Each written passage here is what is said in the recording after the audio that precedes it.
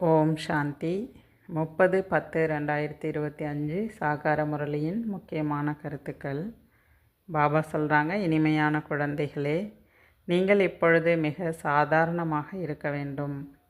நவநாகரீக உடைகளை உடுத்துவதால் தேக அபிமானம் வந்துவிடுகிறது. பாபா என்ன சொல்கிறாங்கன்னா, நாம் பிரம்மா குமார் குமாரிகள், பிராமண குழந்தைகள், நம்ம எல்லாரும் வனவாசத்தில் இருக்கோம். எப்போ இந்த உலகாய விஷயங்கள்லேருந்து நம்ம விடுபட்டு இருக்கோம் நம்முடைய ராஜ்யத்தை அடைவதற்காக. ஆகையினால நாம் எளிமையாக தான் இருக்கணும். இந்த மாதிரி விலை உயர்ந்த நகை ஆடைகள்லாம் அணிவதை தவிர்க்கணும்.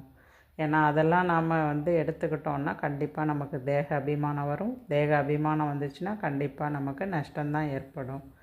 ஆகையினால அதுக்கு பின்னாடி போகாதீங்க. அது போன்ற அலங்காரம் தேவையில்லை அப்படின்னு சொல்கிறார். சிம்பிளாக இருங்க அப்படின்னு சொல்கிறாரு பாபா. கேள்வி கேட்குறாரு, அதிர்ஷ்டத்தில் உயர்ந்த பதவி இல்லை என்றால் குழந்தைகள் எந்த விஷயத்தில் அலட்சியமாக இருப்பார்கள்? அதிர்ஷ்டத்தில் உயர்ந்த பதவி இல்லைன்னா குழந்தைகள் எந்த விஷயத்தில் அலட்சியமாக இருப்பாங்க? பாபா பதில் சொல்கிறாரு, தன்னை மாற்றுவதற்கு பதிவேடு வைப்பதற்கு, அதாவது சார்ட் வைப்பதற்கு பாபா கூறுகின்றார். உங்களுக்குள்ளே நீங்கள் சுய மாற்றத்தை கொண்டு வரணுன்னா அதுக்கு சார்ட் வைக்கிறது ரொம்ப அவசியம்னு சொல்கிறாரு. நினைவிற்கான சார்ட் வைப்பதில் தான் மிகுந்த லாபம் இருக்கின்றது. நோட்டு புத்தகம் சதா தன்னுடன் வைத்து கொள்ளவும். எவ்வளவு நேரம் பாபாவை நினைவு செய்தேன் என்று நோட் செய்யவும். என்னுடைய பதிவேடு எவ்வாறு உள்ளது? தெய்வீக நடத்தை உள்ளதா? கர்மங்களை செய்தாலும் பாபா நினைவு உள்ளதா? நினைவின் மூலமாக தான் துரு விலகும், உயர்ந்த அதிர்ஷ்டமும் உருவாகும். ஆகையினால நல்ல அதிர்ஷ்டசாலி குழந்தைங்க என்ன பண்ணுவாங்கன்னா, அவங்க நோட்டு பேனா வச்சுட்டு பாபாவை நினைவு செஞ்சுட்டே இருப்பாங்க. அதை நோட்ஸ் எடுத்துக்கிட்டே இருப்பாங்க. நான் பாபா எவ்வளோ நேரம் நினைவு செஞ்சேன், என்னுடைய புத்தி அலைப்பாயுதா, கர்மேந்திரியங்கள் மீது கண்ட்ரோல் இருக்குதா, கர்மம் செய்தாலும் பாபா நினைவு இருக்கா அப்படின்றத செக் பண்ணிகிட்டே இருப்பாங்க. செக் பண்ணுவாங்க, தன்கிட்ட இருக்க குறைய நீக்குவாங்க, நாளுக்கு நாள் முன்னேற்றத்தை நோக்கி போவாங்க. அவங்களுடைய அதிர்ஷ்டம் உருவாகிட்டே இருக்குது. அப்போ அதிர்ஷ்டம் இல்லைன்னா அவங்க சார்ட் வைக்க மாட்டாங்கன்னு சொல்கிறார். ஆகையினால சார்ட் வைங்கன்னு பாபா சொல்கிறார். ஏன்னா சார்ட்டில் தான் உங்களுடைய முன்னேற்றத்தை கண்டறிய முடியும். அதில் நீங்கள் பாபா நினைவு செய்ய தான் உங்கள் ஆத்மாவில் இருக்கக்கூடிய தொரு நீங்கும், உங்கள் அதிர்ஷ்டமும் உருவாகும் அப்படின்னு சொல்கிறாரு. பாடல். கள்ளம் கபடமற்ற தந்தை தனிப்பட்டவர், அவருக்கு நிகர் யாருமே இல்லை. ஓம் சாந்தி. இனிமையிலும் இனிமையான குழந்தைகளிடம் இந்த லக்ஷ்மி நாராயணனுடைய சித்திரம் வீட்டில் அவசியம் இருக்க வேண்டும். இதனை பார்த்து நீங்கள் மிகுந்த சந்தோஷம் அடைய வேண்டும். ஏனென்றால் அதுதான் உங்களுடைய படிப்பின் லட்சியம். நீங்கள் எதுக்காக இந்த பாடசாலைக்கு படிக்க வரீங்களோ அந்த படிப்பினுடைய லட்சியமே இந்த லக்ஷ்மி நாராயணர் ஆவது தான். ஆக இந்த லட்சியத்தினுடைய படம் உங்கள் வீட்டில் இருக்கணும். நாம் மாணவர்கள், ஈஸ்வரன் நமக்கு கல்வியை கற்றுத்தருகிறார் என்பது நமக்கு தெரியும். ஈஸ்வரிய மாணவர்கள் நாம் இதனை படிக்கின்றோம். அனைவருடைய லட்சியமே இந்த ஒன்று தான். இதை பார்த்ததுமே உங்களுக்கு மகிழ்ச்சி ஏற்பட வேண்டும். பாட்டு கூட குழந்தைங்க கேட்டீங்க, மிகவும் கள்ளங்கபடமற்றவராக இருக்கிறாரு பாபா. ஆனால் வெளி உலகத்தில் பக்தியில் என்ன சொல்கிறாங்க, சங்கரை தான் போலாநாத்து, கள்ளங்கபடமற்றவர், பையை நிரப்புவர்னு சொல்கிறாங்களாம். சிவனையும் சங்கரையும் அவங்க ஒன்றாக்கிட்டாங்களாம். சிவன் உயர்ந்ததிலும் உயர்ந்த பகவான், சங்கர் தேவதா. பிறகு ரெண்டு பேரும் எப்படி ஒன்றாக முடியும்? இந்த வித்தியாசம் உங்களுக்கு இப்போ தெரியும். ஏன்னா பாபா இப்போ புரிய வச்சுட்டார். பக்தர்களை பாதுகாக்கக்கூடியவர் என்ற பாடலையும் கேட்டீங்க. அப்படி என்றால் பக்தர்களுக்கு பாதுகாப்பு ஏற்படுத்துகிறார் அப்படின்னா பக்தர்கள் ஏதோ ஆபத்தில் இருக்காங்கன்னு அர்த்தம். எந்த ஆபத்தில் இருக்காங்க? 5 விகாரங்களின் ஆபத்தில் அனைவருமே இருக்காங்க. ஏன்னா இப்போ எல்லாருமே பக்தர்கள் தான். இங்கே யாரையுமே ஞானின்னு சொல்ல முடியாது. ஞானம் பக்தி ரெண்டுமே வெவ்வேறு விஷயம். எப்படி சிவனும் சங்கரும் வெவ்வேறானவர்களோ அதே போல் ஞானமும் பக்தியும் வெவ்வேறானது. எப்பொழுது ஞானம் கிடைக்கிறதோ அப்பொழுது பக்தி இருக்கிறது கிடையாது. ஒரே ஒரு தூண்டுதல் மூலமாக நீங்கள் அரை கல்பத்திற்கான ஆஸ்தியை அடையிறீங்க. பக்தர்களுக்கு எவ்வளோ கஷ்டங்கள் இருக்குது பாருங்கள். ஆனால் நீங்கள் சுலபமாக இந்த ஞானத்தின் மூலமாக தேவதை ஆகிறீங்க. உங்களுடைய ஞானம் யோகம் அனைத்துமே மறைமுகமானது. ஸ்தூலமான ஆயுதங்கள் எதுவுமே கிடையாது. இதுதான் ஞான ஆயுதம் என்று பாபா புரிய வைக்கிறார். அவர்கள் பிறகு ஸ்தூல ஆயுதங்களை தேவிகளின் கையில் காட்டியிருக்காங்க. இது ஞான ஆயுதம், ஞான வாள் என்று சாஸ்திரங்கள் படிப்பவர்கள் ஒருபோதும் சொல்கிறது கிடையாது. இதனை எல்லையற்ற தந்தை தான் புரிய வைக்கிறாரு. இந்த ஞானத்தினுடைய ஒவ்வொரு கருத்தும் ஒரு ஆயுதம். இதுதான் நம்மளை என்ன பண்ணுது, தீய விஷயங்கள்லேருந்து நம்மளை பாதுகாக்குது. ஆகையினால பாபா ஞானத்தை ஆயுதம்னு சொல்கிறார். மாயாவி பழைய சுபாவ சம்ஸ்காரத்தை இந்த ஆயுதத்தின் மீது தான் நம்ம என்ன பண்ணுறோம், வெற்றி அடைகிறோம். ஒவ்வொரு கருத்துக்களையும் வாழ்க்கையில் நம்ம அப்ளை பண்ணி வெற்றி அடைகிறோம். அதனால் ஞானத்தை ஆயுதம் அப்படின்னு சொல்லப்படுதுன்னு பாபா புரிய வைக்கிறார். பாபா இந்த அனைத்து தவறுகளையும் கூறுகின்றார். உங்களுடைய இந்த விஷயங்களை நிறைய மனிதர்கள் கேட்பார்கள். அவங்கெல்லாம் என்ன பண்ணிடுறாங்க, சாஸ்திரத்தில் பொய்யான விஷயங்களை சொல்லியிருக்காங்க. அதனால தான் பாபா சொல்கிறார், உங்களுக்கு சரி எது தவறு எது எல்லா விஷயங்களையும் உங்களுக்கு புரிய வைக்கிறேன். வித்வான் போன்றவர்களும் கூட ஒரு நாள் இங்கே வருவாங்க. ஏன்னா இது யாருடைய பாடம், யாருடைய கல்வி, யார் இங்கே கற்பிக்கிறார், சுயம் பகவான் எல்லையற்ற தந்தை. அப்போ எப்பேற்பட்ட வித்வானங்களாக இருந்தாலும் கண்டிப்பாக இங்கே என்ன பண்ணும், வந்து தான் ஆகணும் அப்படின்னு சொல்கிறார். குழந்தைகள், நீங்கள் ஸ்ரீமத் படி நடப்பதில் தான் நன்மை இருக்குது. ஏன்னா அப்போ தான் தேக அபிமானம் உங்களை விட்டு விலகும். எனவே தான் செல்வந்தர்கள் இங்கு வருவது கிடையாது. ஏன்னா அவங்களுக்குள்ள தேக அகங்காரம் இருக்கும், அவங்கெல்லாம் இங்கே வர முடியாது. தேக அகங்காரத்தை விட்டுவிடுங்கள் என்று பாபா கூறுகின்றார். நல்ல உடைகளின் மீது ஆசை இருக்குது. நீங்கள் இப்பொழுது வனவாசத்தில் இருக்கின்றீர்கள். இப்பொழுது நீங்கள் மாமனார் வீட்டிற்கு செல்ல வேண்டும். அங்கு நிறைய நகைகளை அணிவீர்கள். இங்கு உயர்ந்த ஆடையை அணிய வேண்டாம், மிகவும் சாதாரணமாக இருங்கன்னு பாபா சொல்கிறார். இல்லைன்னா தேக அபிமானம் வந்துடும், மிகவும் நஷ்டத்தை ஏற்படுத்தும். நீங்கள் இப்போ சங்கம யுகத்தில் இருக்கீங்க. பாபா புருஷோத்தம சங்கம யுகத்தில் தான் வராரு. யுத்தமும் அவசியம் இங்கே தான் ஏற்பட போகுது. அணுகுண்டுகள் நிறைய தயார் செய்கிறாங்க. இதனை நிறுத்த எவ்வளவு முயற்சி செய்தாலும் நிறுத்த முடியாது. ஏன்னா இது ட்ராமாவில் பதிவாகியிருக்கு. நீங்கள் புரிய வச்சாலும் அவங்க புரிஞ்சிக்க மாட்டாங்க. ஏன்னா மரணம் ஏற்படத்தான் வேண்டும் அப்படின்னு சொல்கிறாரு. யாதவர்கள் கௌரவர்களின் முடிவு ஏற்பட்டு தான் ஆக வேண்டும். யாதவர்கள் என்றால் யூரோப்பிய வாசிகள். அவர்களுக்கு அறிவியலினுடைய கர்வம் நிறையா இருக்குது. அவங்களுடைய கர்வத்தால் தான் விநாசமே ஏற்பட போகுது. பிறகு அமைதியினுடைய கர்வத்துக்கு தான் வெற்றி கிடைக்க போகுது. நீங்கள் சாந்தியாக இருப்பதற்கு உங்களுக்கு இங்கே கற்றுத்தரப்படுகிறது. பாபாவை நினைவு செய்வது ஆழமான அமைதி. நான் ஆத்மா, சரீரத்திலிருந்து விடுபட்டு இருக்கிறேன். சரீரத்தை விடுவதற்கு நாம் என்ன முயற்சி செய்கின்றோமோ அப்படி யாராவது செய்கிறாங்களா என்ன? இந்த முழு உலகத்துலேயும் நீங்கள் வேணால் தேடி பாருங்கள். சரீரத்திலிருந்து விடுபடுவதற்கான முயற்சி யாராவது செய்கிறாங்களா? ஆத்மா, இப்பொழுது நீ சரீரத்தை விட்டு செல்ல வேண்டும் என்று கூறுபவர்கள் யாராவது இருக்காங்களா? யாருமே கிடையாது. அதே போல் இங்கே தூய்மையாகவும் யாரும் இல்லை. அதனால் இங்கே தூய்மை ஆகணும். இல்லைன்னா பிறகு தண்டனை அடைய நேரிடும். தண்டனை அடைவது யார்? ஆத்மா தான். இந்தந்த பாவகர்மங்கள் செய்தாய், எனவே இந்த தண்டனை அடை அப்படின்னு சாட்சாத்காரம் கூட கிடைக்குமா? அந்த நேரம் அந்த ஒரு உணர்வு ஏற்படும். என்னென்ன தவறு செய்தோமோ அதெல்லாம் காட்சியாக பார்த்து வருத்தப்பட வேண்டிய சூழ்நிலை ஏற்படும். எப்படி ஜென்ம ஜென்ம தண்டனை கிடைக்கிறது பாருங்கள். அவ்வளவு ஒரு துக்கம் அடைய வேண்டிய சூழ்நிலை வரும். ஆகையினால எல்லா பாவத்தையும் இங்கே செட்டில் பண்ணக்கூடிய நேரம் இதுதான். இப்போ தந்தையை நினைவு செய்து தூய்மையாகணும் அப்படின்னு சொல்கிறார். இப்பொழுது பாபா எந்த பாவ கர்மமும் செய்யாதீங்கன்னு சொல்கிறார். ஆகையினால நம்ம தந்தையை நினைவு செய்யணும், நம்மளுடைய பாவத்தை செட்டில் பண்ணணும். அதுக்காக தான் பாபா சார்ட் வைங்க, உங்களுடைய பதிவேட்டை செக் பண்ணுங்கள், சார்ட் வைங்கன்னு சொல்கிறாரு. நாம் 84 பிறவிகளின் சக்கரத்தை தெரிந்து கொள்வதால் சக்கரவர்த்தி ராஜா ஆகின்றோம் என்பதை நாம் தெரிஞ்சிருக்கிறோம். எவ்வளோ சகஜமானதும் கூட. ஆனால் அதன் கூடவே நீங்கள் பவித்திரமாகவும் ஆகணும். சக்கரத்தை அறிந்து கொள்வதனால சக்கரவர்த்தி ராஜா ஆகலாம், கூடவே நீங்கள் தூய்மை ஆகணும். ரொம்ப ரொம்ப அவசியம் தூய்மை தான். ஆகையினால தூய்மை ஆகணும்னா நினைவு யாத்திரை ரொம்ப முக்கியம்.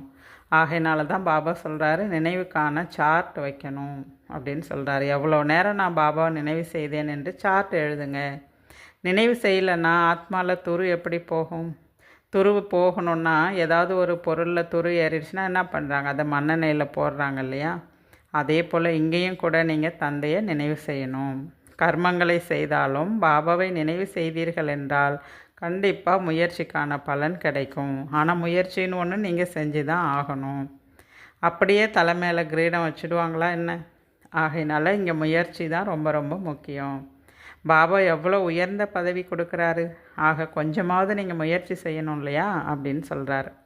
இதற்கு கை கால்களை பயன்படுத்த வேண்டிய அவசியம் இல்லை. இந்த படிப்பு முற்றிலும் சகஜமானது. சிவபாபா பிரம்மா மூலமாக என்னை இப்படி ஆக்கி கொண்டிருக்கிறார். அது உங்கள் புத்தியில் வரணும். எங்கு சென்றாலும் பேட்ச் போட்டுக்கோங்க. உண்மையில் நாம் தான் ஆன்மீக சேனைகள். மேன்மை, அதாவது மேன்மைத்தன்மையோடு ரொம்ப ராயல்ட்டியோடு நம்ம மற்றவங்களுக்கு புரிய வைக்கணுமா.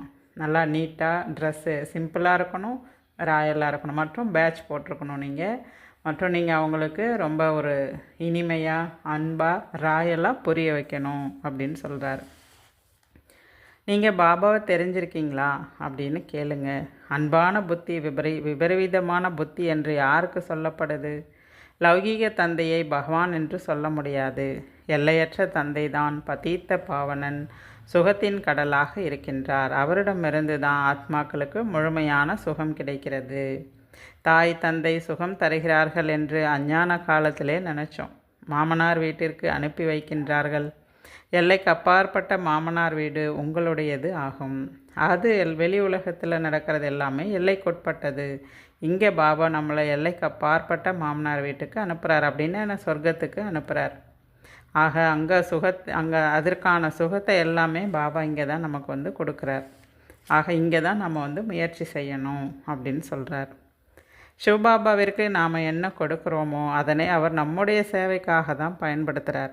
சிவபாபா தனக்கென்ன எதையுமே வச்சுக்கிறது கிடையாது. அனைத்தையும் கொடு, விஸ்வத்திற்கு எஜமானராகலாம் என்று இந்த பிரம்மாவுக்கு கூட சிவபாபா சொன்னார். கூடவே விநாசத்திற்கான காட்சியும் காட்டினார், ஸ்தாபனைக்கான காட்சியும் காட்டினார். அவ்வளோதான், காட்சியை பார்த்தாரு. பிரம்மா பாபாவுக்கு போதை ஏறிடுச்சு. பாபா என்னை உலகத்திற்கே எஜமானராக ஆக்குறாரு அப்படின்னு அவர் உணர்ந்தார். அர்ஜுனனுக்கு காட்சி கிடைத்ததாக எப்படி கீதையில் சொல்லப்பட்டிருக்கோ அதே போல் இங்கே வந்து பிரம்மா பாபாவுக்கு காட்சி ஏற்பட்டது. அந்த காட்சியை பார்த்தாரு. பிறகு தன்னையே அர்ப்பணம் பண்ணிட்டார். என்னை நினைவு செய்தால் நீ இப்படி ஆகிவிடுவாய் அப்படின்னு பாபா சொன்னார். விநாசம் மற்றும் ஸ்தாபனைக்கான காட்சி பிரம்மா பாபாவுக்கு கிடைச்சிது. இவருக்கு ஆரம்பத்திலேயே குஷி வந்துருச்சு. நாடகத்தில் இந்த பார்ட்டும் இருந்தது. பாக்கிய ரதத்தை கூட யாருமே தெரிஞ்சுக்கல. குழந்தைகளுக்கு நோக்கம் புத்தியில் இருக்க வேண்டும். நான் இப்படி ஆகின்றேன்.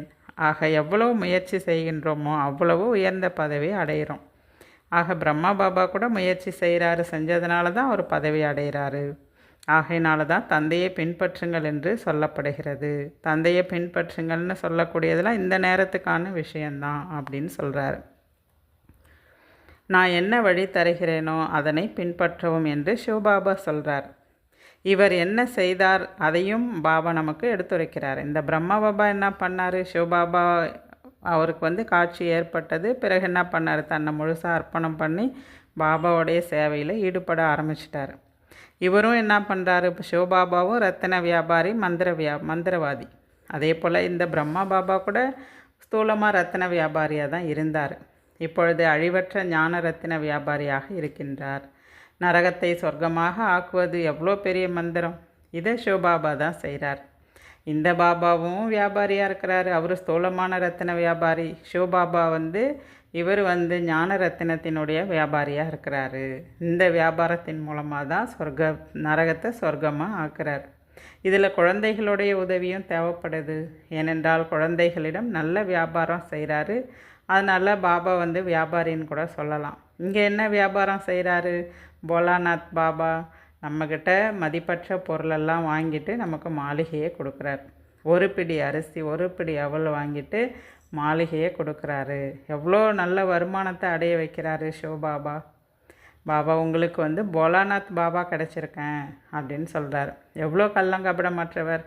உங்களை என்னவா ஆக்குறாரு?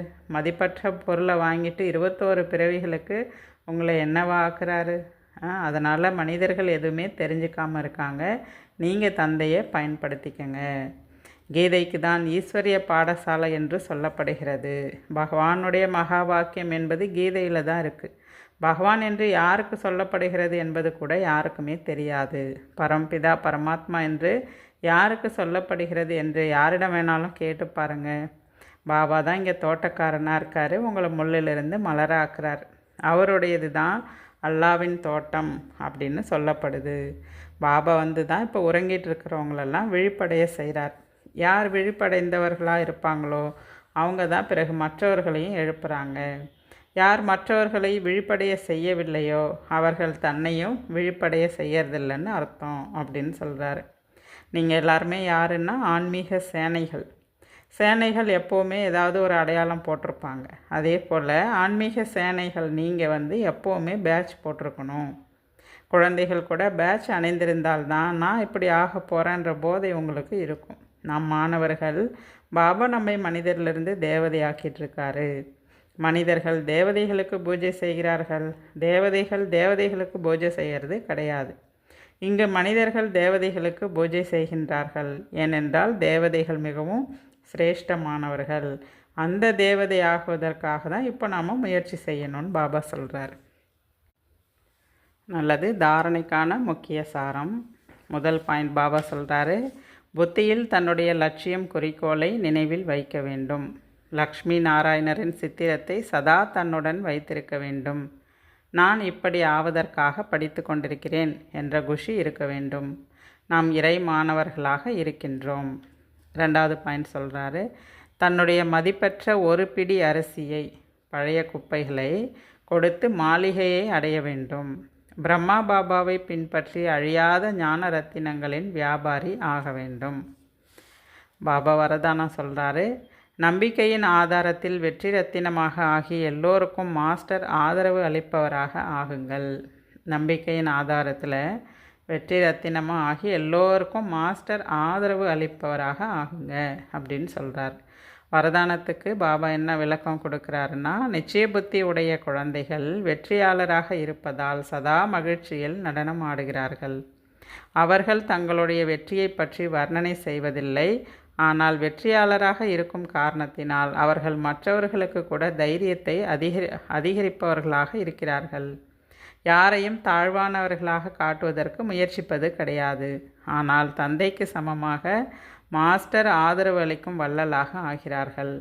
அதாவது கீழே இருப்பவர்களை மேலே உயர்த்துகிறார்கள். வீணானவற்றிலிருந்து சதா தூரமாக இருக்கின்றார்கள். வீணானவற்றிலிருந்து ஒதுங்கி இருப்பது தான் வெற்றியாளர் ஆவது ஆகும். அப்படிப்பட்ட வெற்றி பெறும் குழந்தைகள் எல்லோருக்கும் மாஸ்டர் ஆதரவு அளிக்கும் வள்ளலாக ஆகிவிடுகிறார்கள். ஆக அவங்க வெற்றி அடைவதற்கு எது ஆதாரம்? நிச்சய புத்தி, நம்பிக்கை தான் சொல்கிறார்.